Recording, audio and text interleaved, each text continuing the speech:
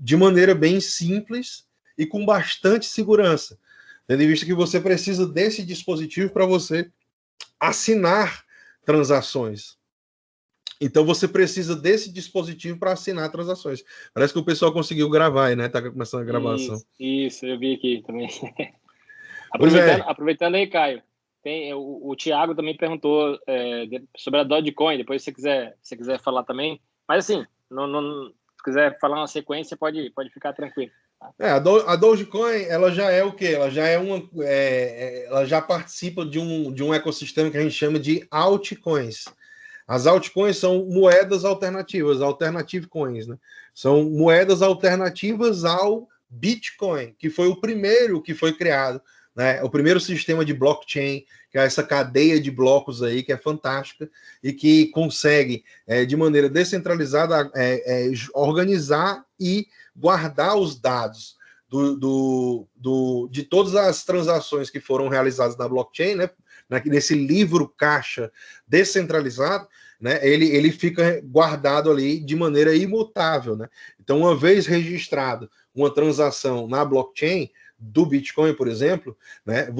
Aquela transação, ela se torna imutável, ela nunca mais vai ser alterada. E quando você procurar, daqui a 10 anos, você procurar essa mesma transação, ela vai estar lá registrada, bonitinha, bloco atrás de bloco, né? Porque é assim que as transações continuam sendo validadas, né?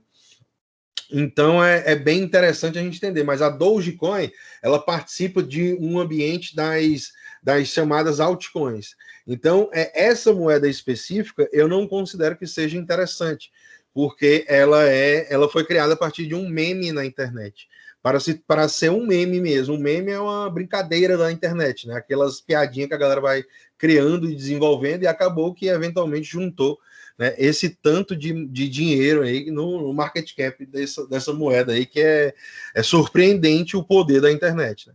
Então, particularmente, eu acho que Dogecoin ela não tem fundamento, né? E apesar dos pesares, apesar da gente ter 9 mil moedas de criptomoeda hoje no mercado, né, a gente tem que entender que a grande maioria dessas, e aí eu incluo a Dogecoin nela, né, não tem valor absolutamente nenhum. Elas não geram valor nenhum para a sociedade como um todo, né? Mas algumas específicas, como, por exemplo, o Bitcoin, o Ethereum e algumas outras de um ecossistema que a gente tem conhecido como finanças descentralizadas, vem me chamando muita atenção, e eu venho falando bastante sobre isso, porque, né, são instrumentos completamente novos, completamente diferentes do que a gente tinha em qualquer outra etapa do desenvolvimento das criptomoedas nesses últimos 12 anos, né? E é um instrumento que vem chamando bastante atenção do mercado como um todo, né?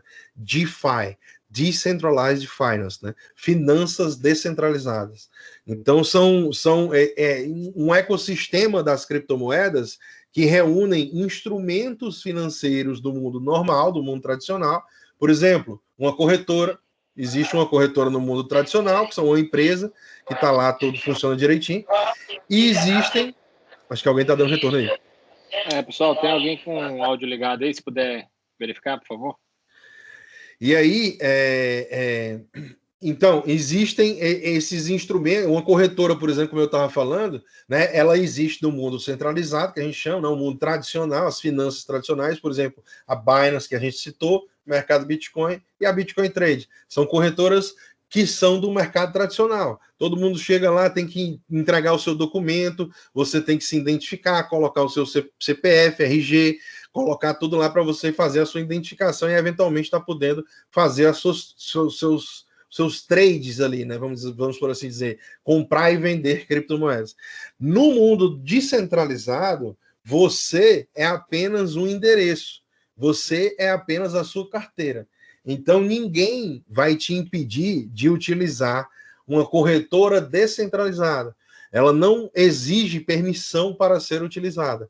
Então, se você é um endereço e você tem criptomoedas nesse seu endereço, você pode executar um contrato inteligente, que a gente chama, né, que é exatamente uma função, e essa função, por exemplo, ser uma corretora descentralizada, na qual eu queira, por exemplo, ter meu Bitcoin e eu quero trocar por Ethereum. Então eu posso simplesmente chegar na corretora e dizer, tá, toma aqui meu Bitcoin e eu quero receber Ethereum.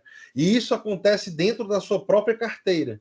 Então, esse tipo de instrumento, ele traz para você, né, uma funcionalidade onde que você não precisa entregar o seu documento, você não precisa fazer um registro de e-mail, você não tem que logar, a única coisa que você conecta é a sua própria carteira para interagir com esse ambiente dessa corretora, por exemplo. E aí, eventualmente, você pode estar trocando as suas criptomoedas uma por outras aí e tá fazendo os seus trades de maneira descentralizada, que é o que eu acredito que nós vamos ter no futuro como o mainstream, como o padrão, como o standard, né? Como a parada que vai ser o padrão total, tá ligado? Por exemplo, você poder chegar no estabelecimento, Wellington, só para poder concluir aqui, eu já estou me estendendo demais aí, não sei se alguém tem mais alguma pergunta. É mais ou menos você poder chegar no estabelecimento e você decidir com o que você vai pagar aquele estabelecimento. Então, por exemplo, no futuro, a gente vai ter lá ações do Itaú. Você vai poder ter ações do Itaú tokenizadas na sua carteira e você vai chegar no restaurante e você vai ver lá que no dia que você foi almoçar, a sua ação do Itaú está subindo lá 12%, porque aconteceu alguma coisa no mercado e não sei o quê. Aí você olha assim para a conta do restaurante e diz assim, opa, quanto foi que deu aí? Deu R$100, então eu vou pagar aqui. Aí você pega e você olha assim a sua carteira e você vê que a sua ação do Itaú está subindo 12%. O que é que você faz? Você paga o restaurante com ações do Itaú tokenizado, por exemplo, e aqui eu estou dando só um exemplo, e aí e o restaurante, na outra ponta, ele não vai receber a ação do Itaú, ele vai receber o que ele quiser. Então ele vai poder receber na outra ponta dólar, real, tudo que ele quiser de maneira tokenizada. Euro, libra esterlina, ele que vai escolher na hora lá na máquina lá que ele vai dizer lá, eu quero receber tudo em dólar. Então, eu vou pagar em Itaú e o cara vai receber em dólar. E ele não quer nem saber, e vai ser assim.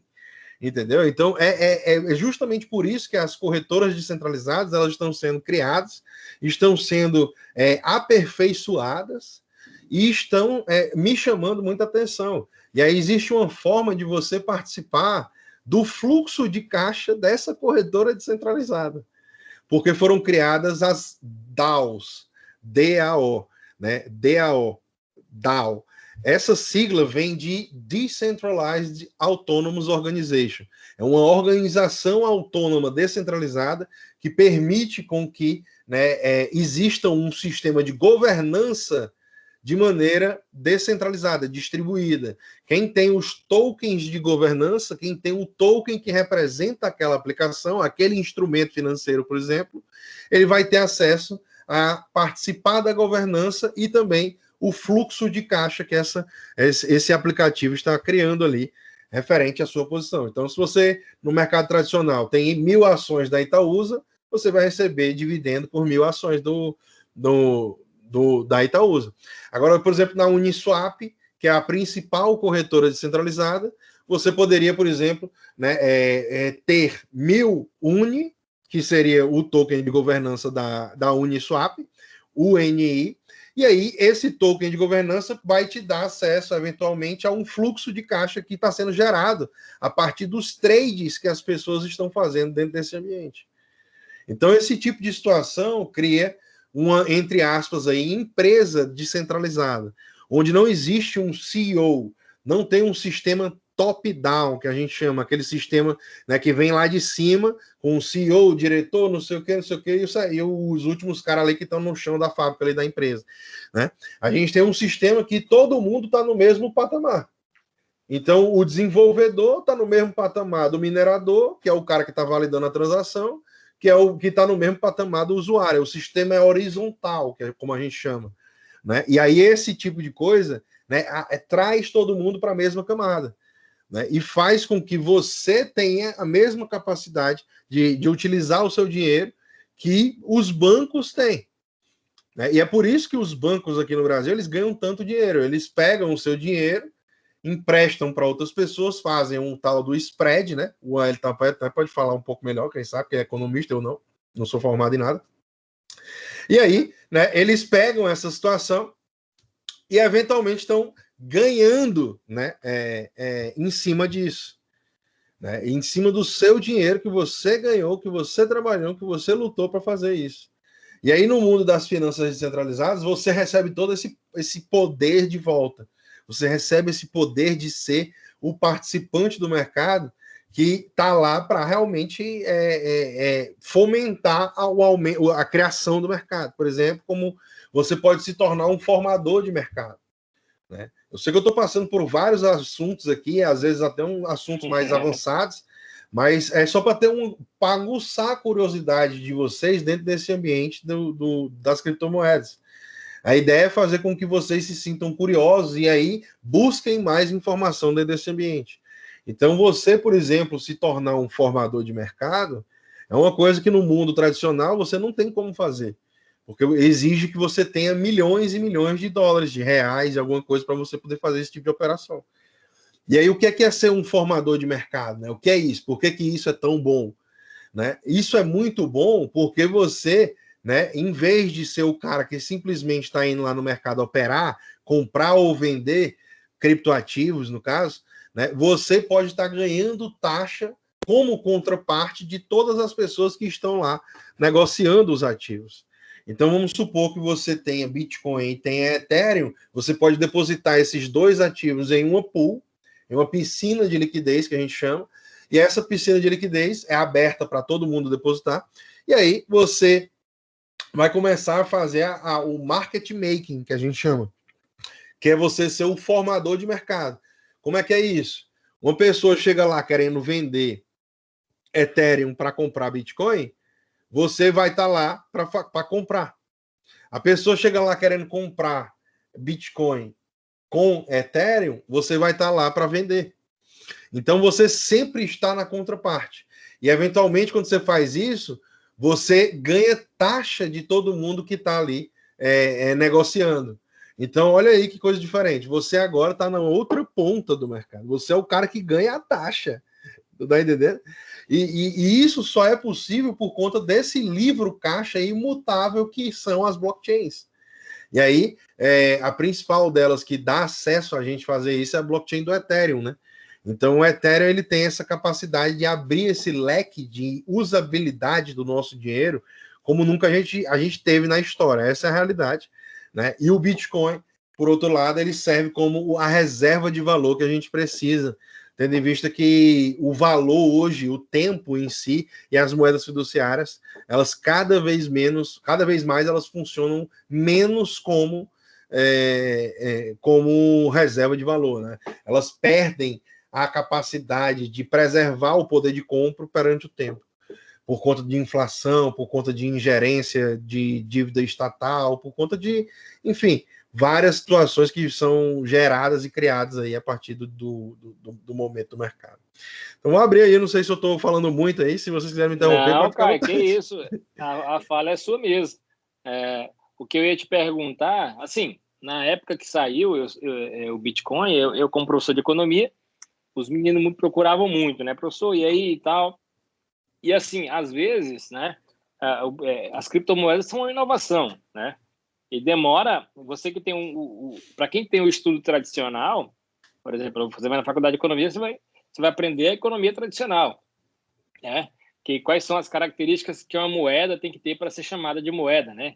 Uma é a reserva de valor, né? Se você vender sua casa, botar em dólar, pegar esse dólar e esconder debaixo enterrar no buraco lá, igual fez o cara do Breaking Bad lá, né? E daqui a um tempo você voltar, aquele dinheiro ele tem valor, né?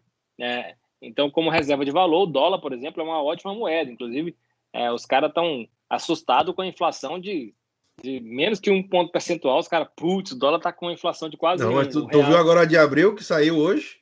Foi quanto? 4,5%. Não, os Estados Unidos vai parar, porque essa inflação nunca existiu lá, né? Nunca, velho. E aí os caras ficam loucos, assim, putz, como é que isso, como é que o meu dinheiro pode, se você pegar um Bitcoin, por exemplo, pode ser que você coloque ele na sua carteira e depois o pessoal falava assim, né, tinha até uma revista, uma matéria que falava assim, tinha o desenho do Bitcoin e falava, se você recortar esse papel aqui, daqui a um tempo, esse papel vai ter o mesmo valor do Bitcoin, dizendo que o Bitcoin ia desvalorizar, né, e tudo. E aí, como economista, assim, para economista tradicional é difícil entender que uma moeda que não tenha lastro, né, porque o dólar, se você pegar essa mala de dólar e você chegar lá para o governo americano, eles são obrigados a te descontar aquele dinheiro, porque eles lastreiam aquela moeda, né? Já o Bitcoin não tem nenhuma... Mas a questão é o seguinte, o dólar desde de 71, você deve saber que ele perdeu a paridade dele ao ouro, né? Sim, No acordo de perdeu. Bretton Woods, Mas né? assim, Então, o valor que ele estiver valendo naquele momento, você vai pegar, né? sim, é. Não, é que nem o real, né? O valor que tiver naquele momento ali, você vai pegar. Exato. Só que nem sempre o valor dele vai ser o que vai preservar mais perante o tempo, entendeu? Porque sim, o que acontece no Bitcoin hoje é que, por exemplo, a gente tem uma coisa bem definida no Bitcoin, que é o ciclo de escassez, um processo chamado halving que tem, né? Esse processo é muito interessante porque ele controla a inflação do Bitcoin de maneira desinflacionária. Não é deflacionária, é desinflacionária. Então, o que acontece é o seguinte, né? Em 2009, o Bitcoin, ele quando foi criado, né, se emitia 50 Bitcoin a cada 10 minutos, quando a rede ia adicionando novos blocos de transação. Então, como eu falei para vocês, os mineradores, eles são as pessoas que validam as transações.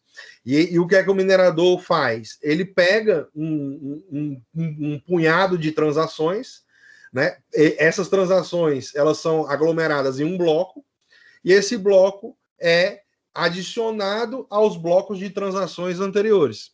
Quando o minerador consegue adicionar um novo bloco aos blocos anteriores, ele ganha duas coisas. A primeira coisa são as taxas que a gente paga para fazer as transações, né? Por exemplo, se você vai fazer uma transação da minha carteira para a carteira do William, né? Você vai ter uma situação que simplesmente você vai poder pegar e depositar e pagar essa taxa em Bitcoin, né? E o minerador que pegou essa transação, colocou dentro de um bloco e adicionou a blockchain aos blocos anteriores, ele vai ganhar a tua taxa e mais a taxa de todo mundo dentro daquele bloco. E aí ele ganha também o subsídio da rede, que o subsídio da rede são novos Bitcoin que não existiam no mercado. E aí, em 2009, eram emitidos 50 Bitcoin a cada 10 minutos. Passaram-se 4 anos e teve o primeiro processo chamado halving, que é um processo onde se corta pela metade, ou seja, 50% da capacidade de produção de novos Bitcoin é diminuída a cada 4 anos. Então, a cada 210 mil blocos que são somados dentro da blockchain, né, um bloco vem a cada 10 minutos, né, você tem uma média de 4 anos, você tem esse evento acontecendo onde corta 50% na produção mundial de Bitcoin. Então, a gente teve um corte depois de 2009 que foi de 50 para 25 Bitcoin. Depois tivemos outro corte que desceu para 12,5 Bitcoin a cada 10 minutos. E no ano passado a gente teve um outro corte que trouxe para 6,25 Bitcoin a cada 10 minutos. Em termo percentual, isso significa que hoje a inflação do Bitcoin é 1,8%. 1,8%. Daqui a 3 anos, um pouco mais, um pouco menos, a gente vai ter mais um corte. E isso vai levar a questão de estar levando a 0,9% de inflação ao ano do Bitcoin. É uma moeda que se valoriza, não se desvaloriza, né? Na verdade. Ela é desinflacionária, mas ela tende a se valorizar perante o tempo, né? Porque ela vai ficando mais escassa na sua emissão. Então, se a demanda aumentar e a moeda continuar com aquele mesmo padrão de escassez que ela tem, ou ainda menor, porque vai diminuindo a cada 4 anos a emissão de novos Bitcoin no mercado, né? Você tem esse processo de crescimento desse ativo, desse sistema monetário, que ele faz esse movimento acontecer de maneira plena, e já está se definido que no máximo vão existir 21 milhões de Bitcoin. Então, o máximo que existe de Bitcoin são 21 milhões. E hoje já tem emitidos 18,7 milhões. Caio, deixa eu te perguntar. São duas coisas. Primeiro, por que o Bitcoin e não a Ethereum, ou a BitGold, ou outra, né? A primeira pergunta. Porque na época que eu estudei o Bitcoin, falaram muito assim, que o Bitcoin é uma moeda ineficiente, a capacidade de negociação dela, se eu não me engano, era de 7 operações por segundo, e aí, enquanto o cartão de crédito era 15 mil operações por segundo, e aí, ou seja, ela não poderia ser também a segunda característica de uma boa moeda, que é servir de meio de pagamento, então ela não seria um bom meio de pagamento, né? E, inclusive, eu acho que a palavra criptoativo define muito melhor do que criptomoeda, né? Porque ativo, beleza, eu consigo entender que é um ativo, né? Agora, ela não se encaixa nas definições básicas de moeda, né? Porque pelo menos das 3 características, ela já não tem, que é reserva de valor e meio de troca, né? Reserva de valor, aí a gente tem que ponderar, né? A gente tem que ponderar, porque o que acontece é que nos últimos anos nada preservou tanto valor quanto o Bitcoin, né? Nada, eu digo mesmo, nada. Se você procurar nos últimos 12 anos alguma coisa que preservou mais o valor do que o Bitcoin, não existiu. Isso é um fato, né? Não teve nada que subiu tanto que o Bitcoin subiu nos últimos 12 anos. O Bitcoin saiu do zero, absolutamente zero, não valia absolutamente nada, para 62 mil dólares. Ele foi a 65 mil dólares. Então, hoje ele está 50 e pouco, né? Então, é uma situação que ele é reserva de valor. O que não é o que a gente pode falar sobre essa questão do Bitcoin é que ele é difícil de precificar os produtos em Bitcoin por conta da sua volatilidade. A volatilidade do Bitcoin, como é muito alta, o Bitcoin sobe 10%, cai 5%, sobe 15%, 10%, desce 20%. Como ele faz esse negócio de coisa, como é que você vai precificar, por exemplo, uma televisão? A televisão vale 0,00002 Bitcoin. Aí amanhã a televisão subiu 15%, entendeu? Então, são situações que fica difícil de se precificar. Aí, então, como você precificar o Bitcoin? Aliás, como você precificar os produtos, bens e serviços em Bitcoin ainda é um problema por conta da sua volatilidade. E aí eu concordo com você.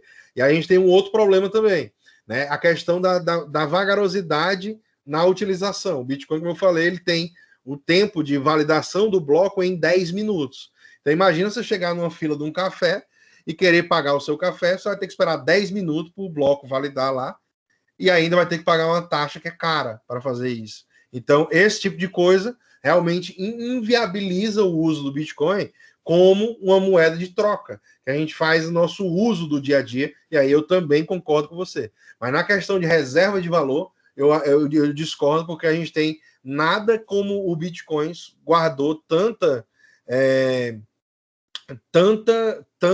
tanto valor quanto o Bitcoin teve a capacidade de fazer nos últimos 12 anos. Então, é uma situação que a gente tem que levar em consideração, porque muito do que sai por aí é que as coisas são difíceis, que são não sei o quê, mas é assim que, na prática, foi isso que aconteceu, né? Mas o que é que acontece? A gente está vivenciando um processo de criação de escalabilidade para a rede do Bitcoin, né? Imagina que agora, não só do Bitcoin, como da rede do Ethereum também. Então, agora estão sendo desenvolvidas, deixa eu só tomar água aqui. Com vontade.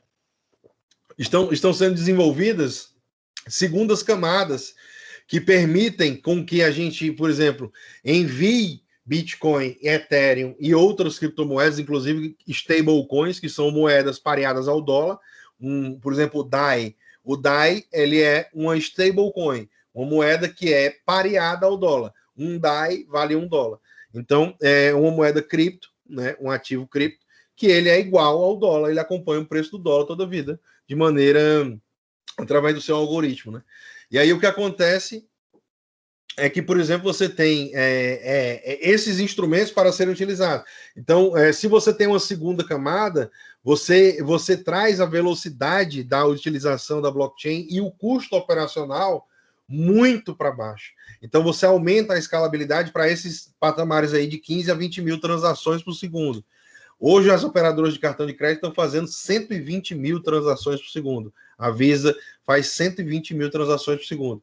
Então, são muitas transações que podem ser executadas através do sistema dele, e é por isso que a gente está vivenciando um momento que é muito assimétrico, porque esse momento, ele faz com que a gente tenha, né, na nossa frente, uma das maiores oportunidades, porque você está vendo a criação dessa infraestrutura. Se você esperar que o mercado esteja totalmente perfeito, que as pessoas possam chegar, mandar um Bitcoin, receber, enviar, pagar, não sei o quê, fazer tudo de maneira barata, eficiente, sem um custo, no dia a dia, você não tem assimetria mais. Entendeu? Então, hoje existe a assimetria, que é o risco em cima do tanto que você pode ganhar, em cima do tanto que você pode perder, né? Que é simplesmente fantástico por conta desse tipo de infraestrutura não ter sido criada ainda. Não está implementada ainda, mas ela vai ser pavimentada, entendeu? Certo. Caio, e aí, assim, primeiro eu queria que você depois desse aí para os alunos alguma, assim, para quem quer conhecer mais do Bitcoin, quem quiser aprender isso aí, tudo que tu tá falando aí, a Vanderleia comentou aí, Jesus, essa é uma palestra para mestrado, né? E como o Caio disse, Vanderleia, na verdade, o Caio, ele disse que você não é graduado, né, Caio? Você falou mais cedo. Não sou graduado. O Caio não é graduado, então mas ele tem a melhor das habilidades. Pode falar, Lívia. Eu até, William, abri meu microfone aqui, porque que bom que ela comentou, porque é importante a gente falar isso.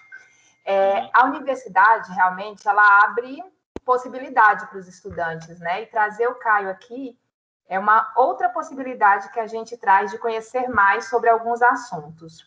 E esse é um dos assuntos que eu acho que meu marido até está aqui. Eu não sei se aquele Gustavo ali é ele, eu não sei também, não posso falar, mas eu tinha convidado ele para estar aqui porque ele, durante a pandemia, ele passou a estudar mais sobre esses assuntos, né? E isso acaba me cercando demais. E a gente tem muitos estudantes na administração e nas ciências contábeis envolvidos também com esses assuntos, Caio. Eu não sei se a Tamira está aqui, mas ela está fazendo um TCC sobre regulação nessas áreas, sobre imposto de renda, sobre como que a Receita Federal se comporta, etc. e tal. O Caio já não vai falar com ela, que ele não quer nem saber de regulação do Bitcoin. Não, pai, eu sei também, tem que pagar, né? Infelizmente, a gente vive num canto que tem que pagar, tem que pagar. Não, mas eu não vou perguntar nada, não. Mas assim, você que não, sabe mesmo, porque você é quem paga, né, Caio?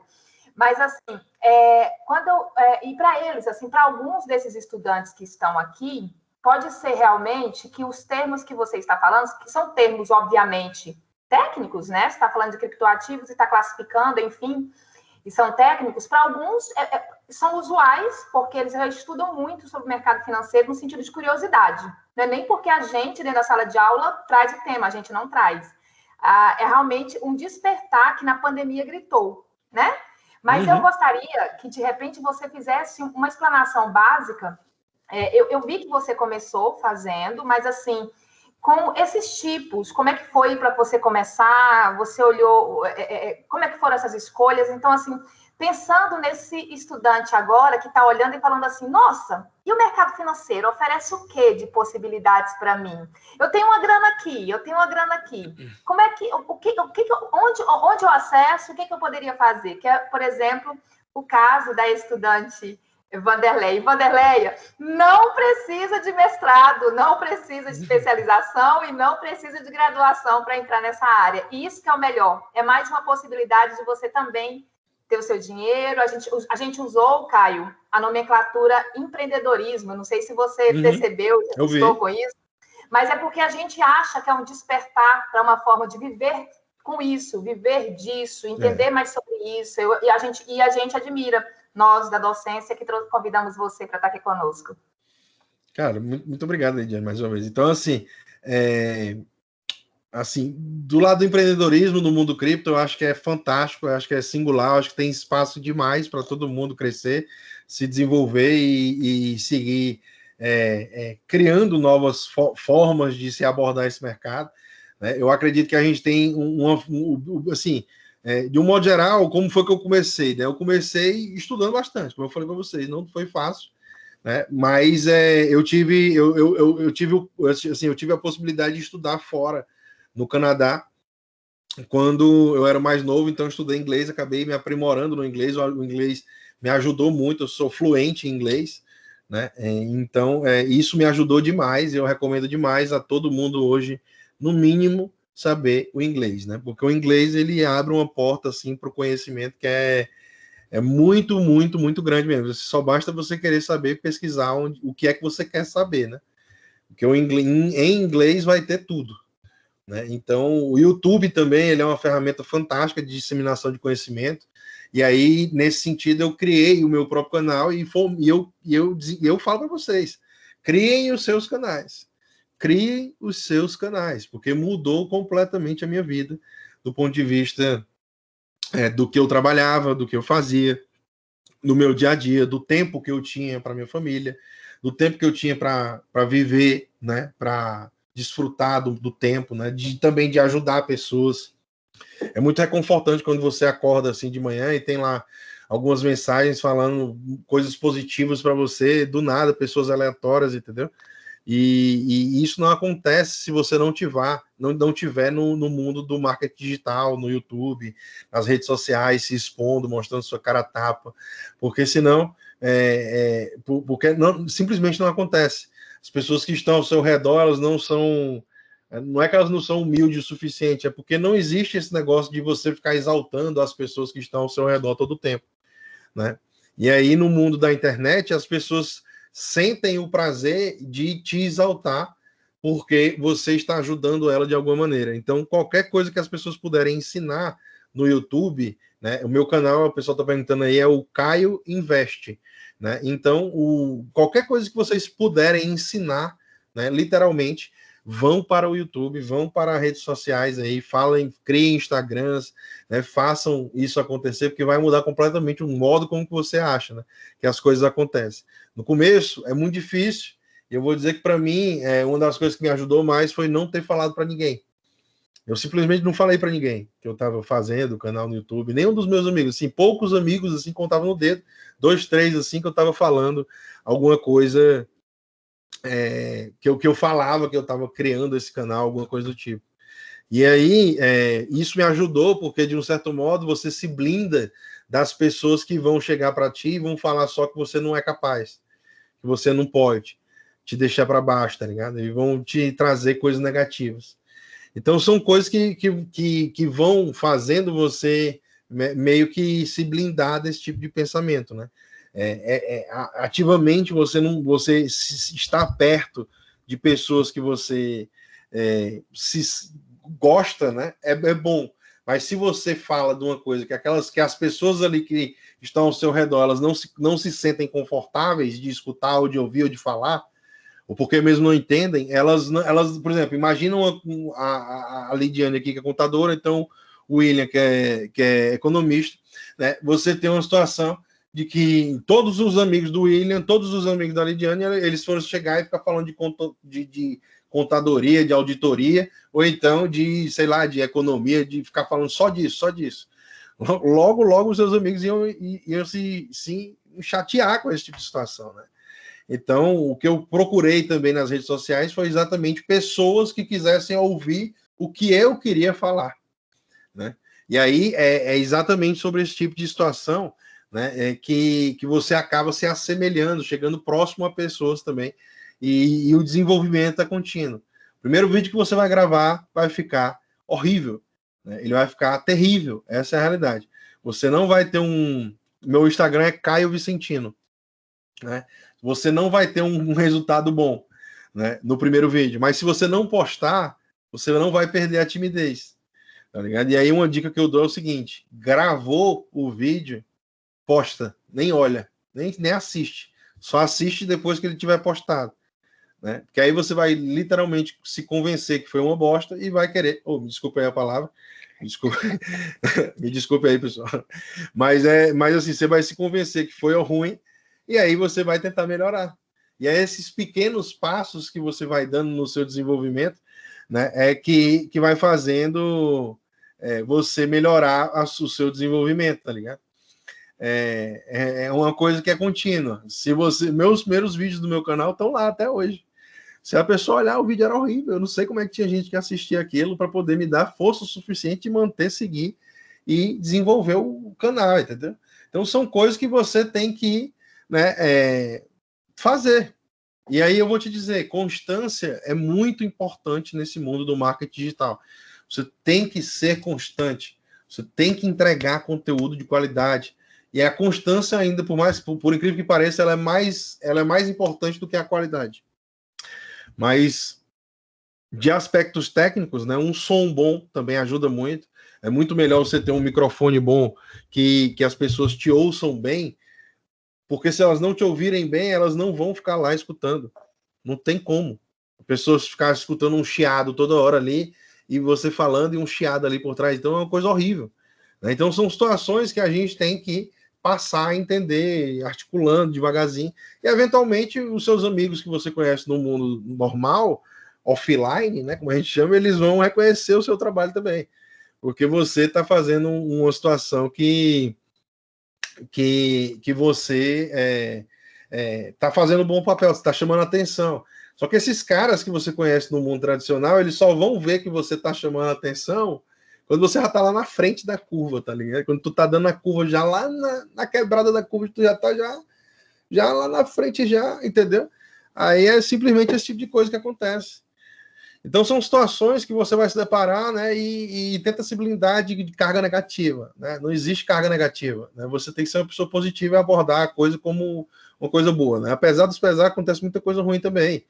Nossa vida não é só coisa boa, não, tá ligado? E aí, né, você tem que tentar tirar o melhor do proveito daquela situação ali e ver o porquê que aquilo aconteceu, entender, né, fazer uma reflexão e quem sabe, melhorar a partir daquele ponto, né? Nunca piorar. Né? Você tem uma situação que depois que eu li, eu até tenho um livro aqui, mas eu não sei cadê.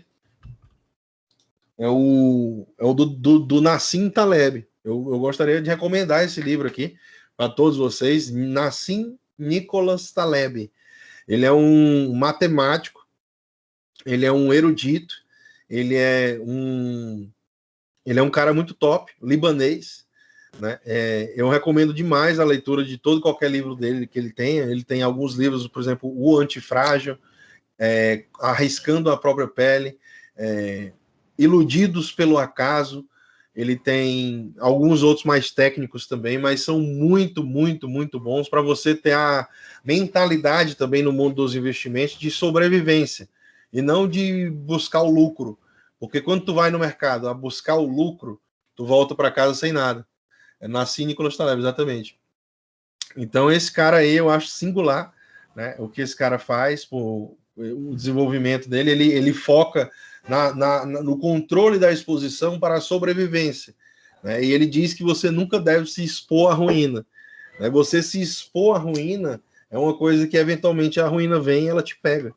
Tá ligado? Então, a diversificação é um dos pilares aí do investimento. Você nunca está exposto 100% em uma única coisa. Né? Você tem que ter alternativas ali dentro do seu investimento. E aí, são situações que vocês vão, com o passar do tempo, com certeza, criando um feeling, né? Vocês vão sentir isso, tá ligado? Então, são situações que acabam te levando para um outro nível de patamar, que eu recomendo demais a leitura desse Taleb aí.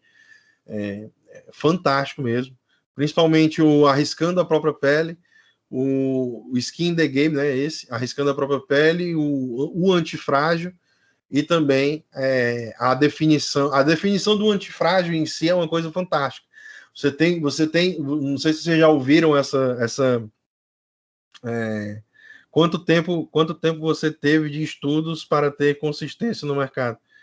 Cara, eu vou dizer para você, eu estudo esse mercado de investimentos, volatilidade, risco, desde 2017, né?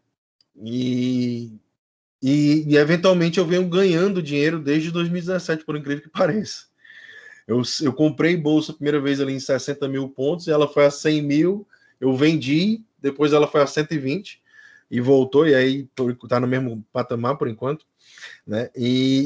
Quando eu vendi, eu comprei Bitcoin a 3 mil e depois, pô, essa parada foi para 65 mil dólares.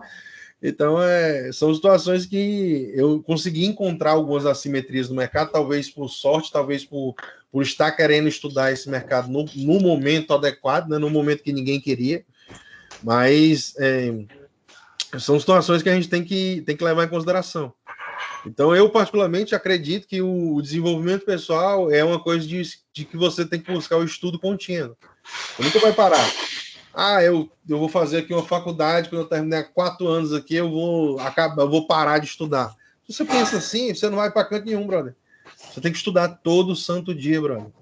Se você não for melhor 0,2% todo dia do que você foi ontem, você está andando para trás, brother. O mercado ele é muito concorrido, tá ligado?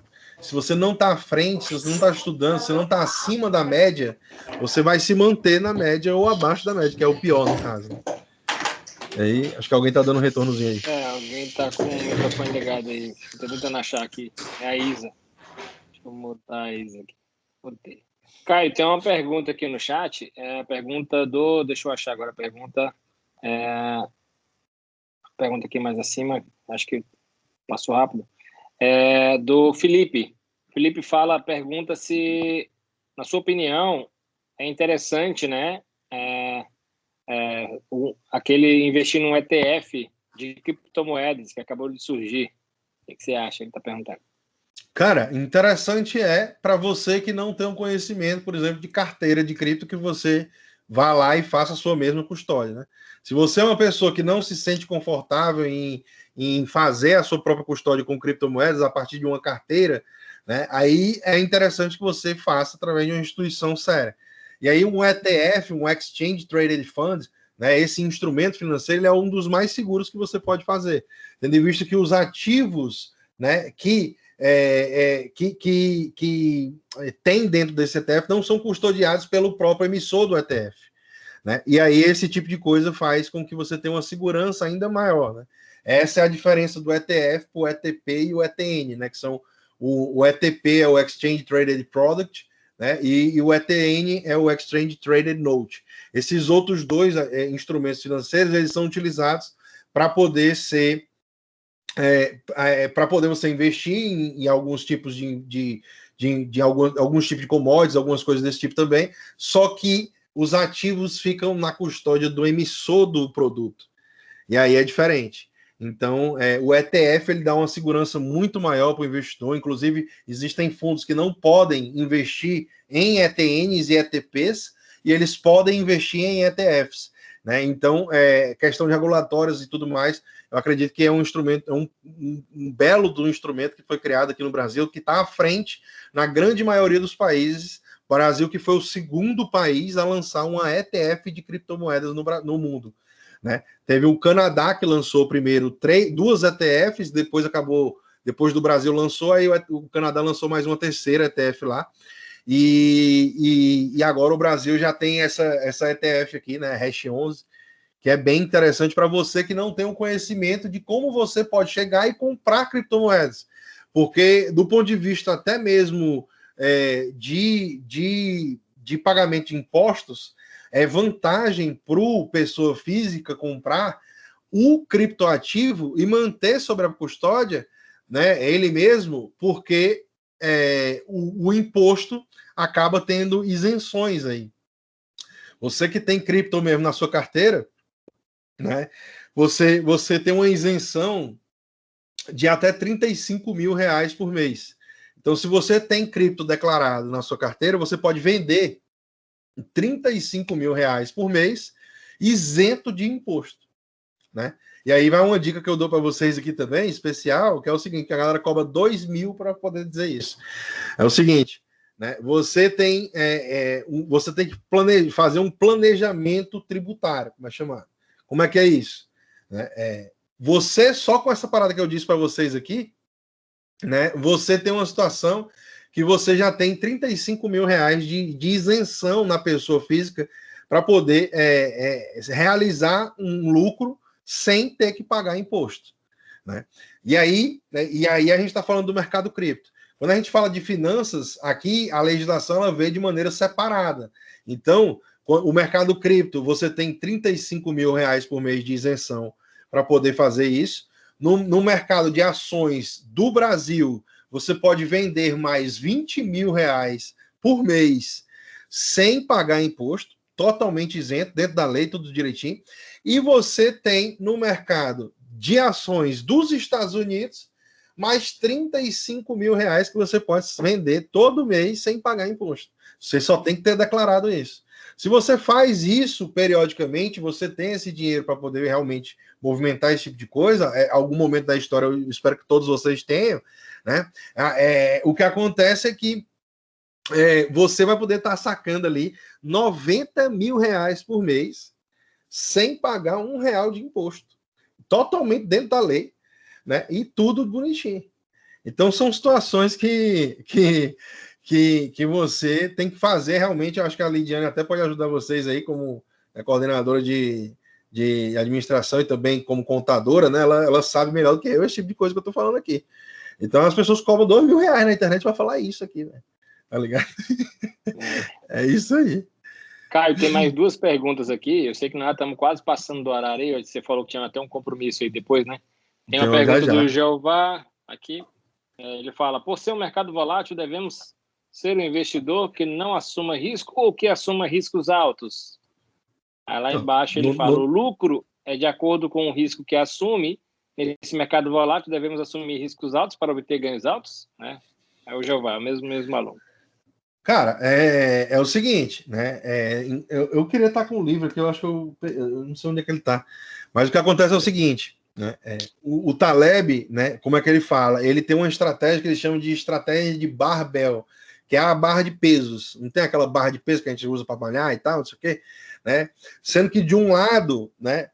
Da barra de pesos, o Taleb ele recomenda você colocar, por exemplo, 80%, 90% do seu capital nas coisas mais seguras que tem, né? Então, dessa forma, você não se expõe à ruína. Você está com 80% do seu dinheiro em coisa segura, tá ligado? E 20% você tem que procurar a coisa mais arriscada, mais assimétrica que você puder encontrar. Então, é exatamente esse tipo de coisa. Você tem 80% do seu capital em uma parte mais protegida possível, e dentro do mundo das criptomoedas, o que são o Bitcoin e o Ethereum, é a coisa que tem maior liquidez, é a coisa que são mais, vamos dizer assim, seguro de você estar investindo, né? Então, se você está pensando em montar uma carteira cripto, já pode começar pensando em que Bitcoin e Ethereum sejam as maiores posições, né? E aí, né, os 20% que sobra ali da carteira, no barbell, né, nessa carteira de barra de pesos, que é uma barra que no lado aqui tem muito peso e do outro tem bem pouquinho, né? Você tem essa situação que você, né, tem que assumir o risco máximo nesses 20%. Porque se você faz isso e esses seus 20% eventualmente começam a multiplicar, né, esses seus 20% pode se tornar 40%, 50%, 60%, 100%, às vezes vai tornar a outra parte irrisória. E aí você tem que fazer um balanceamento da sua carteira. Você vai saindo do risco e entrando para o seguro com o passar do tempo, né? Então exatamente, ó, 80% na segurança e 20% ninguém segura. É exatamente isso, é o risco máximo, Padre. Então são situações que eu não estou recomendando ninguém fazer isso, mas é uma estratégia que eu particularmente sigo, né? Então, fica a dica aí. Cara, é isso aí. Aquela coisa, né? Você falou aí quando você começa a investir em você, né, na sua carreira empreendendo aí, todo mundo quer puxar para baixo, né? Depois que você ganhou o mercado, que você fez sucesso, aí todo mundo quer pegar carona, né? Pessoas de 10 anos atrás que você não sabe nem quem é mais, a pessoa tá lá e opa, não sei o que, e aí, meu irmão, caralho, tá top criptomoeda, quero aprender como é que eu faço, que não sei o que, tá entendendo desse jeito, velho. Então são situações que a vida ela vai mostrando para você, né? Os caras que te chamaram de doidão, teve muita gente, inclusive da minha família mesmo, irmão, chamou de doidão, dizendo que eu tava ficando louco, que não sei o quê. Eu sou o cara, eu sou de boa, velho, tá ligado? Então, assim, eu ajudo todo mundo, eu não tenho besteira com nada. A ideia é fazer as pessoas se desenvolverem, tá ligado? Porque não é fácil. E a maioria das pessoas estão no mercado para dar golpe. A maioria não, né? Tem pessoas boas também, vamos dizer assim, mas tem muita gente aí para vender sonho, falar coisa. Não é fácil, não tem dinheiro fácil nesse mercado. Mas se você se dedicar a estudar principalmente a volatilidade e carteira, vocês vão conseguir, velho. Caio, assim, o que eu ia perguntar agora? Me deu um branco aqui, agora estou com uma pergunta na cabeça. Mas te agradecemos aí assim, se tu quiser continuar conversando, os meninos estão com sede aí, mas... É porque eu tenho um compromisso agora às 8h20. Tem um compromisso, né? Por isso que eu tô te lembrando aí. E aí, te agradecemos, se tu puder... Pessoal, quem tiver mais sede de conhecimento aí, segue lá o Caio no YouTube, no Instagram dele lá.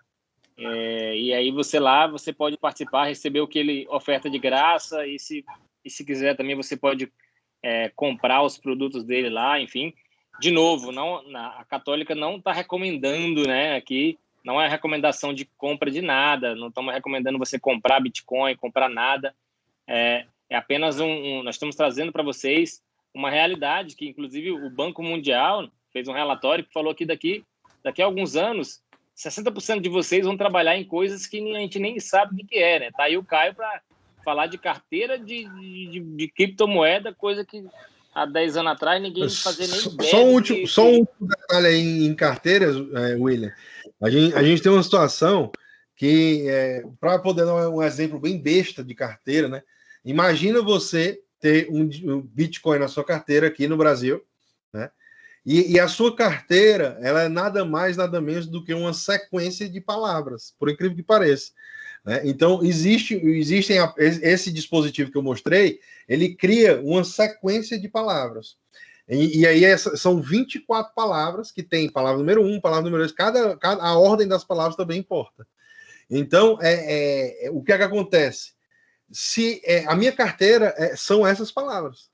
Então, o que é que acontece? Se eu sair daqui do Brasil e chegar lá na Europa, na Ásia, em qualquer lugar do mundo, com essas palavras, eu tenho acesso a todo o meu dinheiro.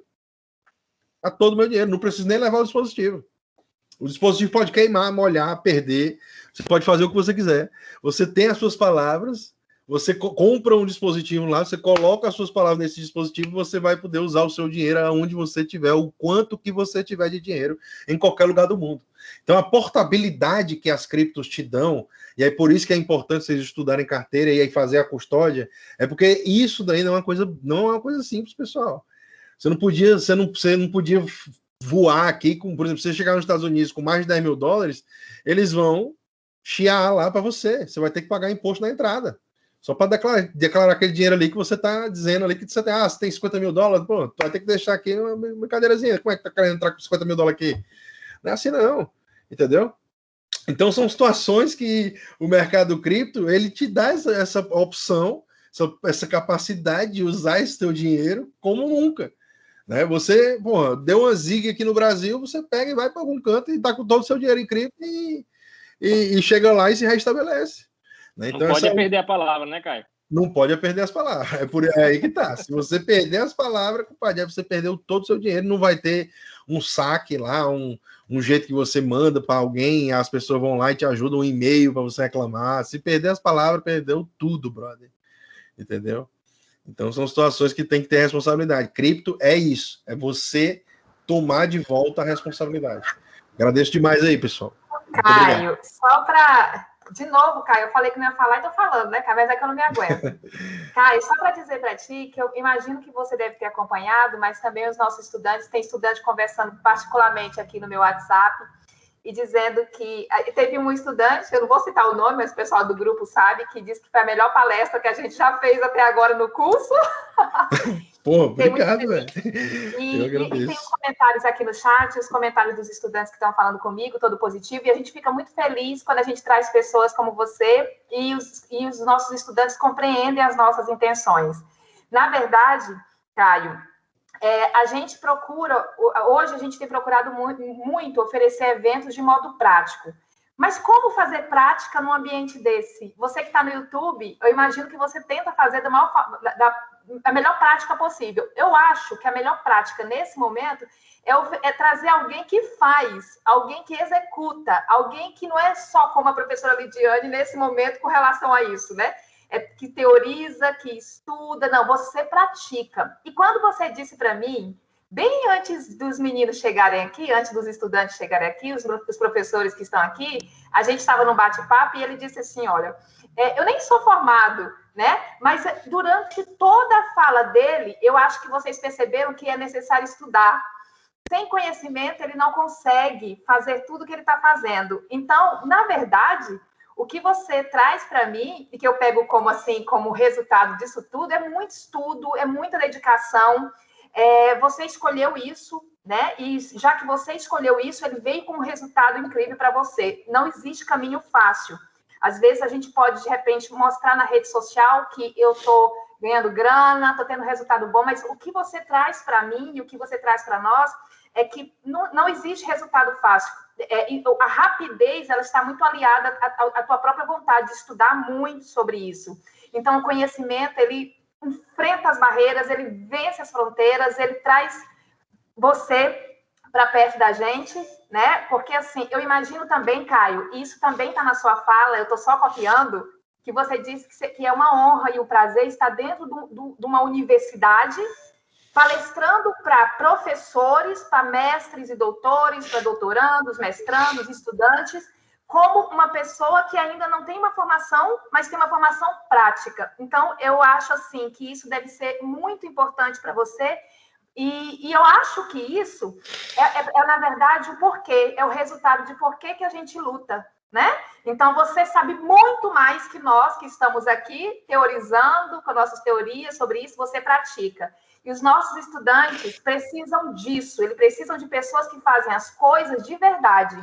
Então, não adianta nada eu vir aqui ser um guru financeiro se eu não faço finanças e não pratico finanças na minha vida.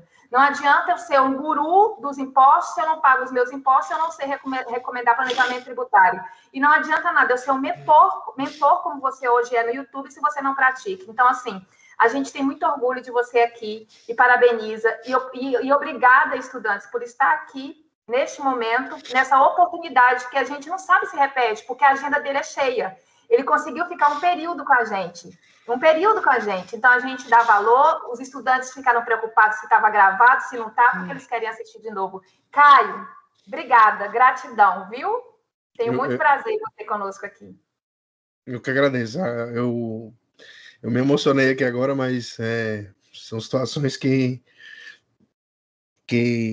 é muito reconfortante estar escutando isso. Muito obrigado. Agradeço demais estar aqui e sempre que eu puder eu vou tentar ajudar aí, trazer mais desenvolvimento para vocês e pode contar comigo aí, eu tento fazer o melhor para todos. Muito obrigado mesmo e uma ótima noite. Caio, desejo sucesso para você sempre aí, viu? Sucesso aí na sua carreira. Que Deus possa te abençoar e te iluminar sempre. Continue sendo esse cara bacana e humilde que você é. Sempre pronto aí. Vai chegar lá, com certeza. Obrigado. Obrigada, gente. Obrigada pelos convidados de hoje à noite. A gente teve pico aí de 80 pessoas, né? Obrigada, Alice, Ana Mel, Ana Paula, Andressa. Não esqueçam de registrar a presença e eu vou tomar o cuidado de encaminhar o vídeo para quem está registrado na lista de presença, tá? Obrigada, Carlos Marcelino, que está sempre conosco, Danilo, Deusdete, Eduardo, Heloísa, Emily, tem 2 Emilys hoje, né? Stephanie, Felipe, Gabriel, Giovana. Meu marido está aí, gente! Obrigada, Irã. Meu marido vai falar um monte de coisa, Caio, lá em casa. Obrigada, Ila. Obrigada, Isabela, Isadora, Jeová, prof. Jeová sempre está conosco. João Carlos, João Lucas, José Alcindo, José Edson, Camila, Carlanzinho, Leilinha, Leontino, Lília, Lohane, Lucas, Lúcia, Marcelo, Marcilene, Marina. Tem que falar o nome de tudo, gente.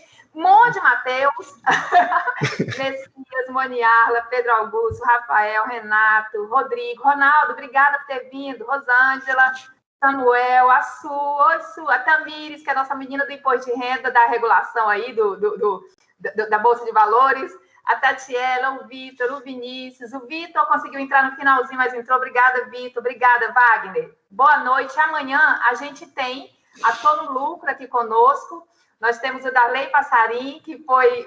deixa ele contar para a gente como foi a aquisição pela Magalu dessa empresa, né? A gente quer saber. Então, ele vai vir contar conosco e eu mando o link para vocês, a universidade manda. Obrigada. Caio, mais uma vez, gratidão. Caio, gratidão. Eu que agradeço, amigos. Eu que agradeço aí. Muito obrigado e tenham uma ótima noite, pessoal. Para vocês também, todos. Abraço.